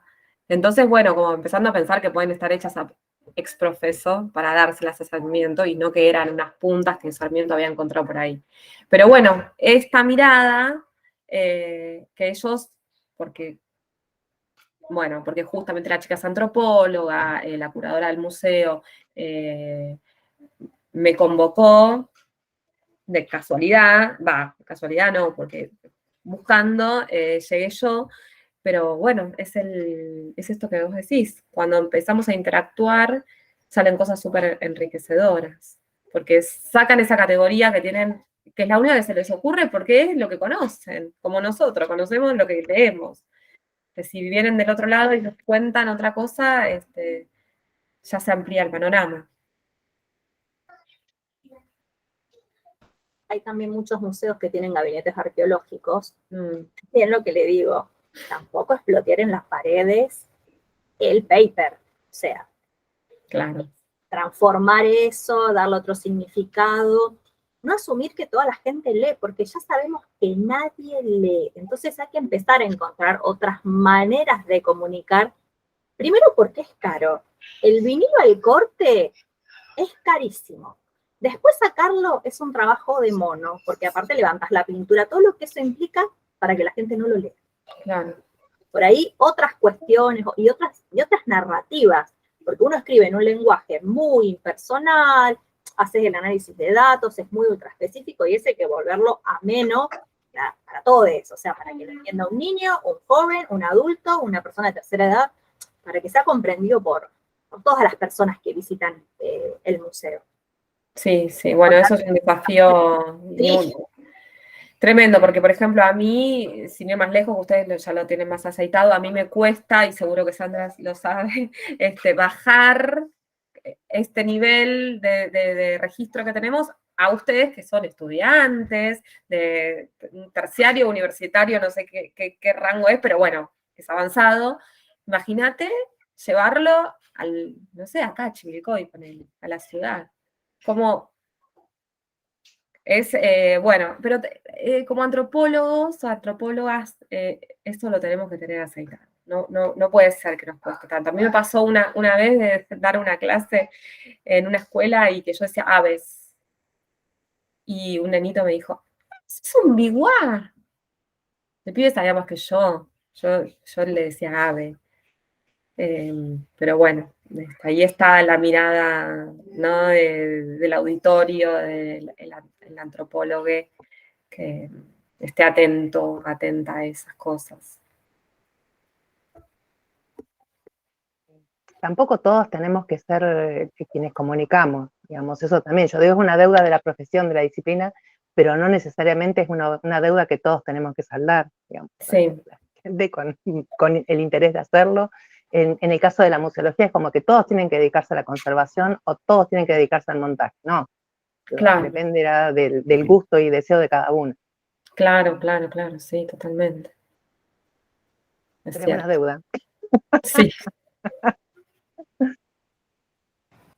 ¿Algún otro comentario o los voy a tener que empezar a nombrar, por Ay, favor. qué mala, qué malísima que Porque es. después, porque no es que tienen que tener 1000 dudas, pero por ahí algo que acotar o algo que vieron en algún museo, algo, porque esto, en esta cuestión de ida y vuelta, ¿no? Porque uno expone lo que sabe, pero para que después del otro lado venga alguna pregunta, alguna consulta, algún comentario. Están tímidas las personas. Sí, bueno, se entendió por lo menos. ¿Les servirá para pensar algo? ¿Qué piensan? Hablo yo, lleno vacío. Mm. No, a mí me pareció muy interesante, de verdad, esto del enfoque de entender que por ahí en un museo no te va a llegar una cosa y vos tenés que definirla, ¿va? Vuelvo a repetir un poco, pero esto de que nos pasa también en la vida, en que no todo tiene una definición y que tiene que bajar una línea directa de es esto y no es otra cosa. Y me parece que estaría buenísimo aplicarlo también en colecciones de este tipo porque, bueno, yo la vez pasada les conté que había ido a Tigre al Museo Naval y es como tirar cosas y ponerle la cartela abajo de lo que es y no más y esto, sin una selección, sin nada, y yo no terminé viendo nada y no me Claro. comuniqué nada. Y sobre estas cosas darle un enfoque está bueno porque en general es eso, si vos vas a un museo de ciencias está como pues cosa y ya está, no más. A mí me parece súper útil y espero poder aplicarlo el día de mañana, pero bueno, todavía me faltan años, faltan 2. Por ahí lo interesante es que vean todas estas posibilidades que hay, de que hay gente que se dedica a esto, de que si encuentran la cajita feliz, como le digo yo, que encontrás restos de cerámica, con mucha suerte, una bola de boleadora entera, alguna punta, saber que hay gente que se especializa en eso y es esto, llamar, convocar, porque si bien la idea es que ustedes tengan una idea somera de las cosas que pueda haber en arqueología, siempre es mucho más interesante la mirada de la disciplina, ¿sí? Porque yo no tengo idea de montaje en un museo, tampoco me interesa tenerla, pero uno sí por ahí puede dar un montón de información, como dio Natacha, de cosas que de puntos de vista que se pueden abrir, y es esto, el intercambio con el visitante, con los que por ahí pueden saber del tema. Las cosas experimentales son buenísimas porque te ayudan a ver un montón de cuestiones, si bien no replica exactamente como Natacha marcaba, la realidad te da una idea más o menos similar o aproximada de qué pueden haber estado haciendo estas personas en el pasado, que es lo importante. Porque a veces muchos dicen, yo quiero que hagan una muestra arqueológica, ¿no? No. Nosotras no, porque no son cosas, son producción humana. Entonces, si no hay un tema, si no hay una pregunta, es esto. Depende la pregunta que vos te hagas como investigador, qué vas a mirar, cómo lo vas a mirar y también qué tipo de procesos experimentales vas a hacer. Porque depende de dónde partas. Y eso es importante también. En cualquier museo la pregunta es, ¿qué quiero comunicar? ¿Sí? Quiero hablar de la inmigración. Bien. ¿Qué? ¿De qué? ¿De quiénes? O sea, cosas bien acotadas. Porque si no es como que, bueno, es la Biblia y el calefón. Bueno, hablamos de la inmigración. Un tema amplísimo. O, bueno, se pueden hablar de movimientos sociales. ¿En qué década? ¿Qué tipo de movimientos? Porque si no es inabarcable. Y si te tienen, como siempre dice Escudero, si alguien te tiene que explicar lo que está expuesto, porque no comunica lo que debería comunicar, no se entiende. Sí. Tiene que tener siempre un interlocutor en el museo porque hay algo que no está funcionando bien. Y eso es como para tener en cuenta, y la idea de esto es darle herramientas a ustedes para que empiecen desde primer año a pensar un poco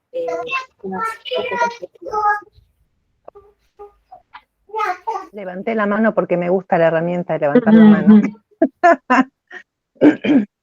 También desde el lado museístico, pensando para repensar qué y cómo los museos comunican otredad, alteridad. En este caso, lo que tiene que ver con la indianidad.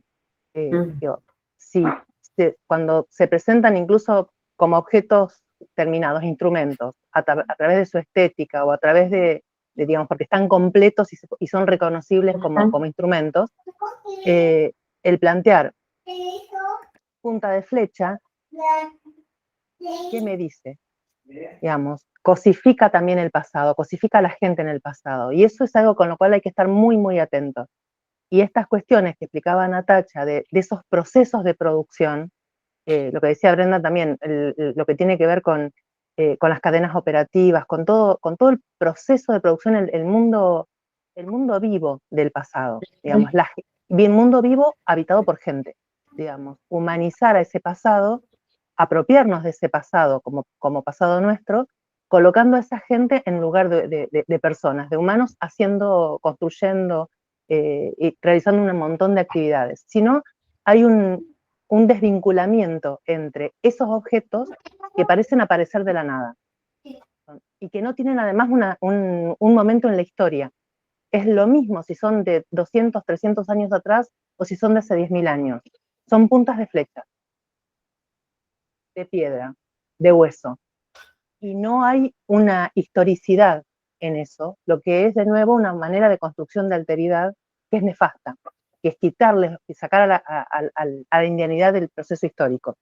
Entonces, hay que trabajar mucho para que los museos trabajen con esto y construyan historias donde la gente sea gente, haciendo cosas como toda la gente en el planeta, desde el principio de los tiempos hasta ahora.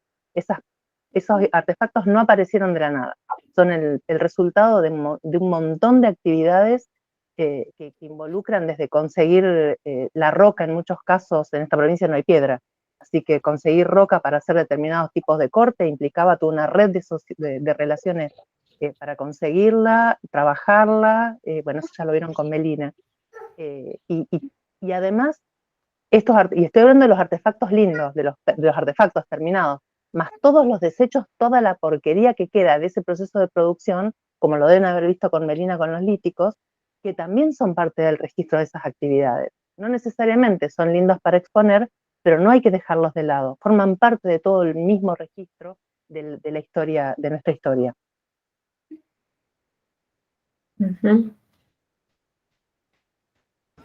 Bueno, Nati, como evidentemente están todas súper seguras de lo que le dijiste, no tienen ninguna duda, se digo todas porque me parece que somos todas mujeres. Creo que somos todas mujeres.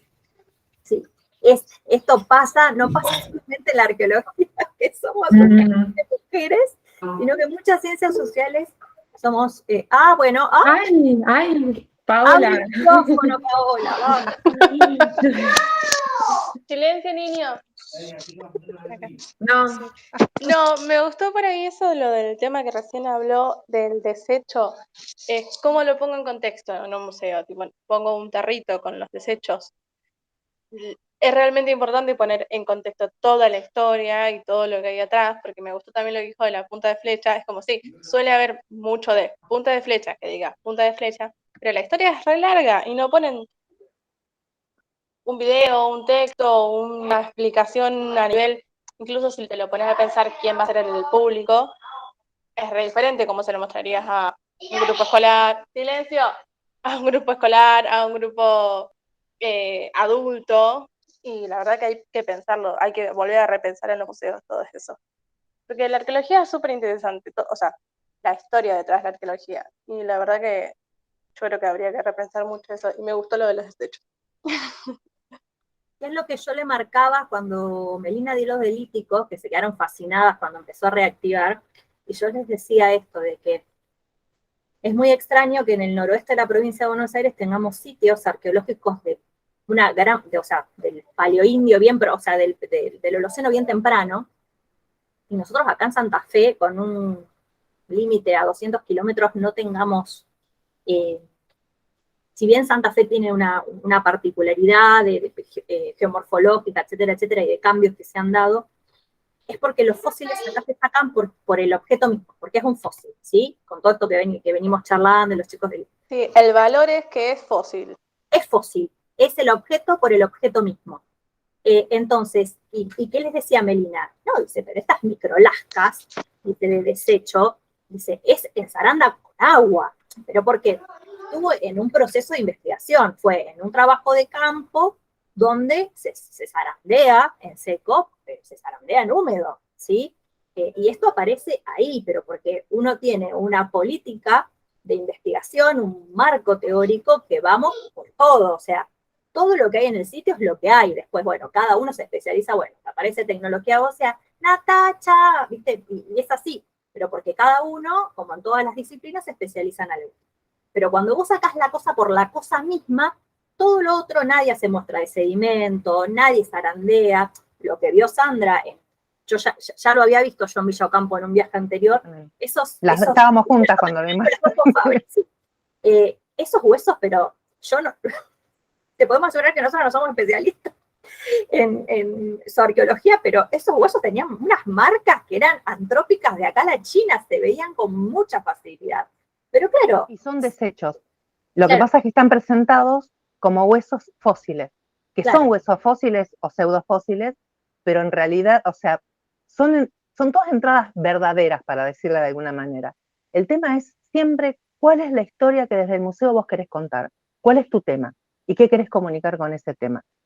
Entonces, el Museo Etnográfico de La Paz, Bolivia, tiene desde hace un tiempo una línea de trabajo que es desde la cadena operativa. Entonces, es interesante por ahí leer las publicaciones que tienen, porque lo que analizan de muchas cuestiones es eso, es la cadena operativa, que es la cadena de operaciones que llevan a la producción de algo. Y eso está bueno, pues un flor de museo con unas colecciones divinas y que tiene unos enfoques, ¡ay, ay, qué grande que está! ¡Ay, qué enorme que está ese niño!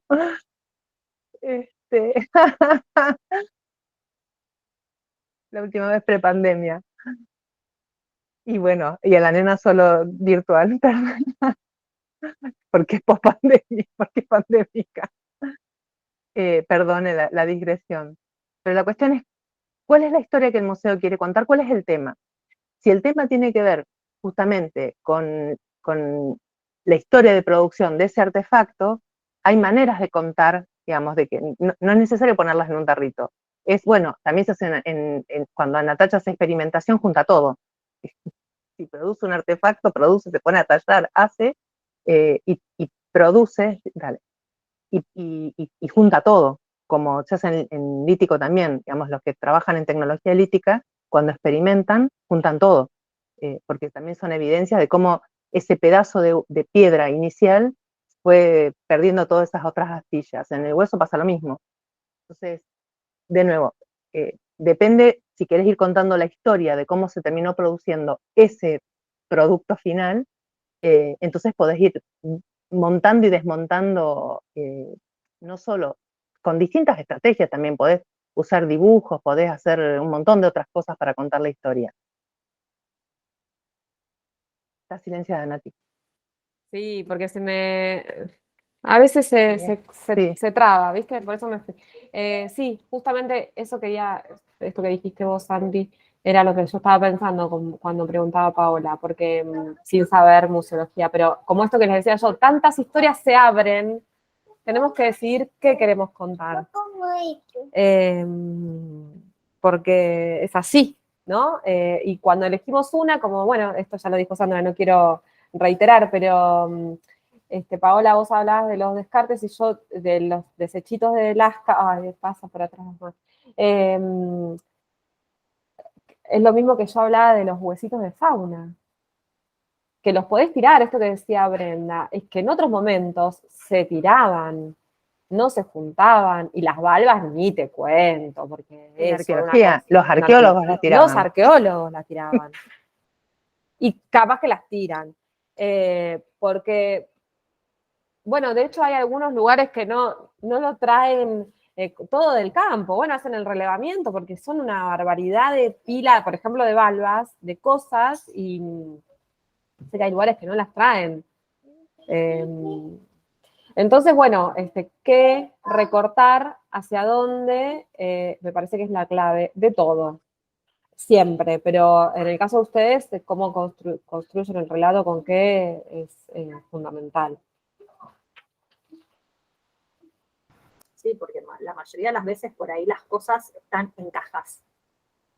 Referencia, cero. ¿Tenés algún papel que dice algo? Entonces también puedes decir, bueno, pero todo esto tal vez no es del mismo contexto, no es del mismo sitio, vaya a saber por qué. Y te pasa también en la vida cotidiana, sí, mi abuelo encontró esto y vos decís, es un punto muy remoto en un lugar muy amplio, ¿sí?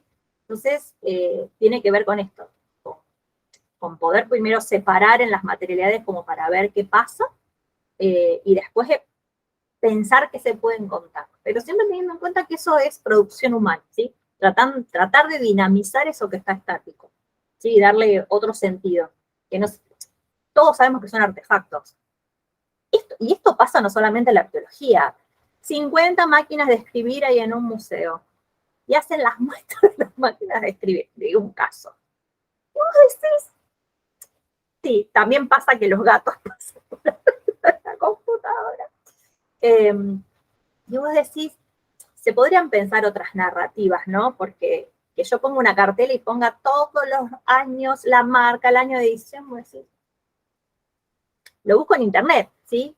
Como siempre dice Sandra, si está en Wikipedia no necesita estar en un museo, básicamente.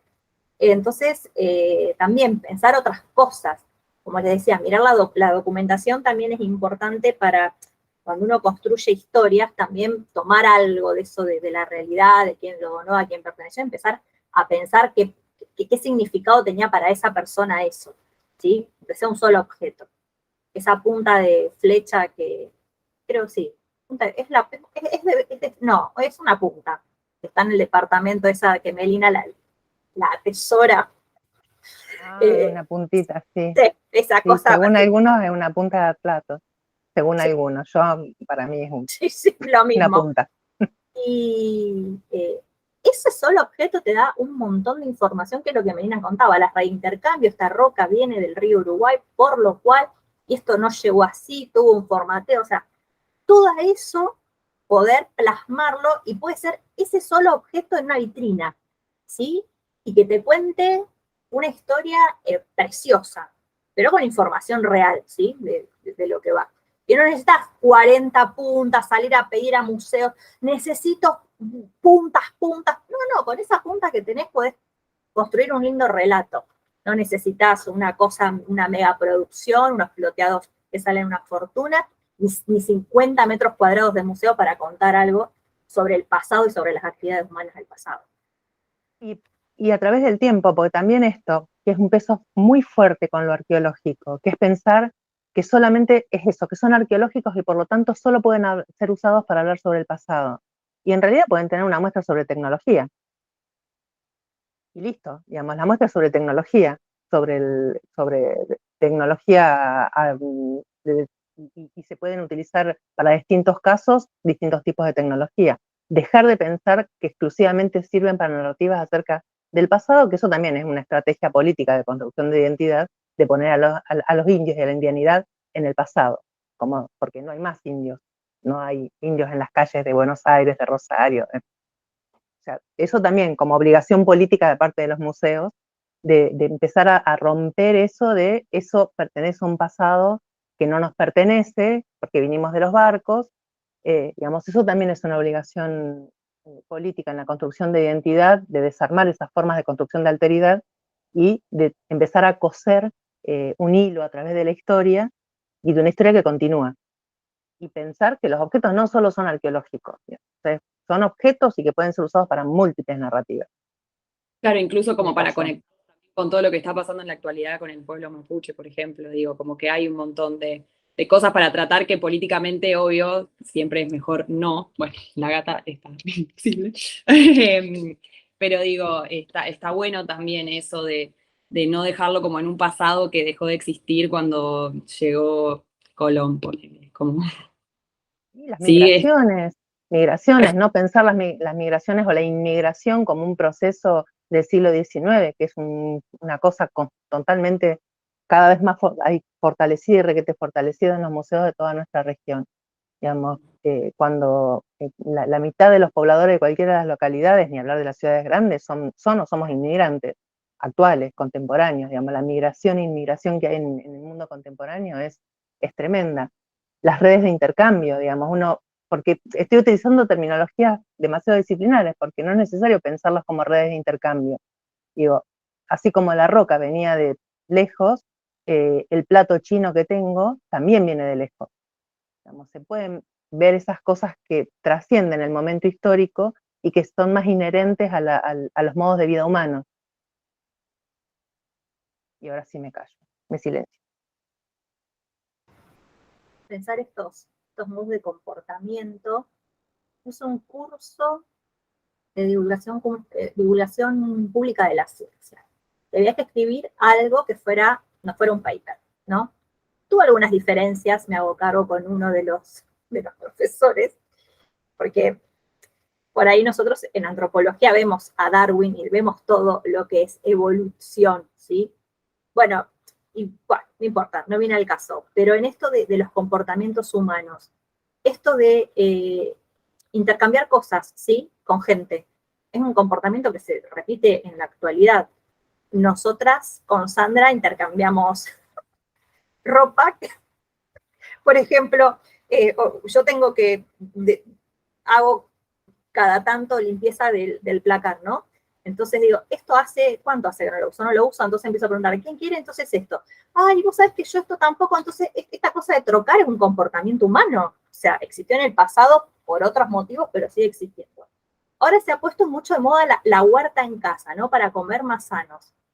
Los jardines de horticultura existieron, ¿sí? La gente, y en esto que yo vuelvo a traer el tema de los manuales escolares, esta traspolación de la evolución biológica a la evolución social, ¿sí? Este darwinismo biológico al darwinismo social, como que, porque hay términos y verbos como aprendieron a sembrar. No, flaco, la gente sabía que de los frutos, de los árboles, de las semillas nacían otras plantas.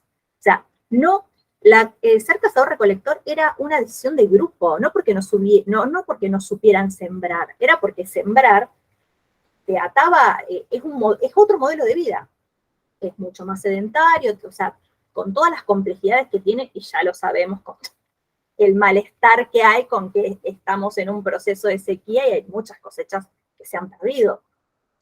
Y eso repercute en la economía, en realidad, no nos quedamos sin sustento para poder sobrevivir, tenemos otras alternativas de consumo. Esto de la huerta en casa, hasta en los departamentos tenés la huerta, te venden los maceteros, la huerta vertical, eso también es un comportamiento que nos identifica como humanos. También pensar en esto, ¿qué nos hace humanos, ¿sí? A los humanos, a través del tiempo? ¿Cuál de todas estas cosas se repiten y se repiten desde tiempos, digamos, inmemoriales? ¿Alguien más quiere preguntar algo? Decir una cosita nomás, que esto que decían ustedes, me parece lo más importante, y va lo más importante. En lo central, que a veces los arqueólogos, muchos arqueólogos también se olvidan, que estudiamos comportamiento humano. No estudiamos cacharrito, puntita de flecha, y eso hilvana un poco lo que estaban diciendo ustedes, ¿no? Que fue el eje que yo quise transmitir también, como ver la diversidad del comportamiento que genera esta materialidad y estar atentos y atentas a esto para poder transmitir exactamente y hacer el foco en el comportamiento. Y que lo que estudiamos a través de los cacharritos, a través de la materialidad, es el comportamiento. No nos interesa saber per se de qué está hecha la punta, pero sí, bueno, todas estas interrelaciones que señalaban Sandra y Brenda, ¿no? Que todo eso es lo que está detrás y es lo importante. Y las preguntas de los arqueólogos cuando no van por ahí no solo son un plomo, sino que no van a ningún lado, la hace cualquiera esa pregunta. ¿De qué es esta punta de flecha?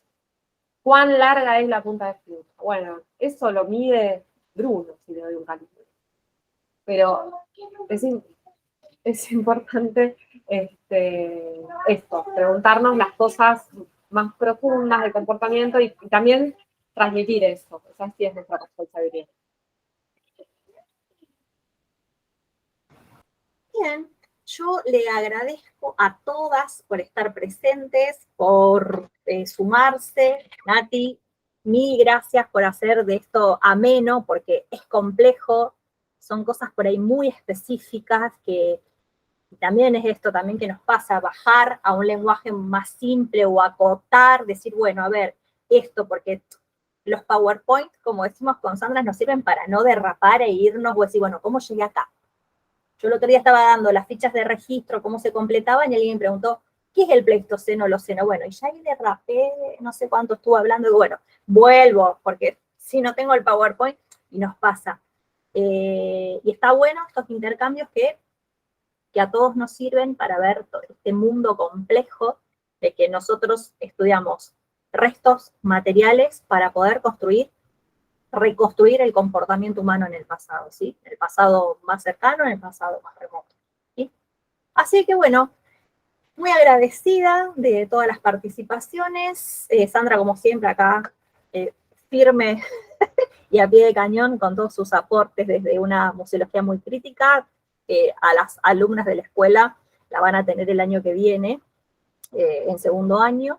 Así que bueno, y cuando vos tengas ganas, Nati, para otro encuentro, nos avisas con otras perspectivas y hacemos otra charla. Ya saben que, no, a mí me encanta, está buenísimo. Así que compartir, aparte las extraño. Sí. Antes nos veíamos un poco más, ahora ya hace un montón que no nos vemos por acá, pero bueno, ya nos vamos a volver a abrazar. Y bueno, pero eso avisá a Sandra cuando vaya para Avellaneda.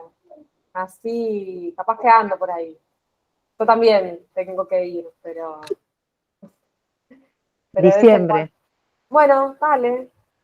Pero yo me acomodo, vos avísame una semana antes y yo me acomodo, porque a mí, yo voy, viajo un montón. Pero vos me avisás, yo voy. Sí, cuando tengo exámenes, ya tenga la fecha de examen, te aviso. Dale. Y nos vemos ahí porque es cierto, hace falta. Sí, hace un montón, pero nos vemos. Bueno, ese tema está cerrado, pero bueno, lo otro cuando gusten. Y bueno, gracias a las chicas por la atención, por la paciencia, por la buena onda. Así que, bueno, espero que sirva y bueno, y acá estoy. Puedo ser absolutamente malvada y el año que viene quizás podríamos comprometerte en algún momento del largo año que viene, que va a ser fantástico, para hacer algo acá en Rosario con las colecciones. O sea, Dale. No tenemos demasiada tecnología, o sea, tenemos un par de cosas nada más, pero tenemos mucho desecho. Sí, dale. Y tenemos alisador que ustedes no tienen. No, y aparte, como yo le decía a Brenda, que también, digamos, no es que me especializo en fauna, pero es un poco todo. Entonces,